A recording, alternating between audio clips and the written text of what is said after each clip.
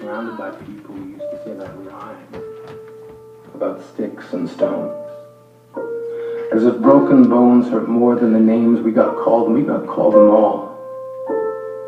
So we grew up believing no one would ever fall in love with us, that we'd be lonely forever, that we'd never meet someone to make us feel like the sun was something they built for us in their tool shed. So broken heartstrings bled the blues as we tried to empty ourselves so we would feel nothing. Don't tell me that hurts less than a broken bone. That an ingrown life is something the surgeons can cut away, that there's no way for it to metastasize, it does. She was 8 years old. Our first day of grade 3 when she got called ugly. We both got moved to the back of class so we would stop getting bombarded by spitballs. But the school halls were a battleground where we found ourselves outnumbered day after wretched day. We used to stay inside for recess because outside was worse. Outside we'd have to rehearse running away and learn to stay still like statues, giving no clues that we were there in grade 5. They taped a sign to the front of her desk that read, "Beware the dog." To this day, despite a loving husband, she doesn't think she's beautiful because of a birthmark that takes up a little less than half her face. Kids used to say she looks like a wrong answer that someone tried to erase but couldn't quite get the job done. And they'll never understand that she's raising 2 kids whose definition of beauty begins with the word mom, because they see her heart before they see her skin, because she's only ever always been amazing. We weren't the only kids who grew up this way. To this day, kids are still being called names. The classics were "Hey stupid," "Hey spaz."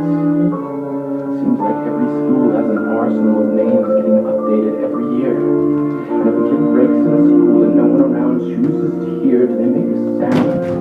Or they're just background noise from a soundtrack stuck on repeat, and people say things like kids can be cruel. Every school was a big top circus tent, and the pecking order went from acrobats to lion tamers, from clowns to carnies, all of these miles ahead of who we were freaks. Lobster claw boys and bearded ladies, oddities juggling depression and loneliness, playing solitaire, spinning bottles, trying to kiss the wounded parts of ourselves and heal.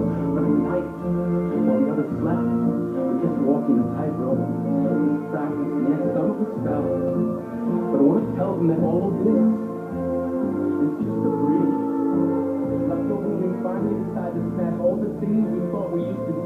And if you can't see anything beautiful by yourself, get a better mirror. Look a little closer. Stare a little longer. Because there's something inside you that makes you keep trying to fight everyone told you to quit. You built a castle around your broken heart and finding yourself beside it. They weren't wrong. Because maybe you didn't belong to a group or a clique. Maybe they decided to pick you out for basketball or everything. Maybe you used to bring bruises and broken teeth to show and tell but never told. Because how can you hold your ground if everyone around you wants to bury you beneath it? You have to believe that they were wrong. They have to be wrong. Why else would we still be here?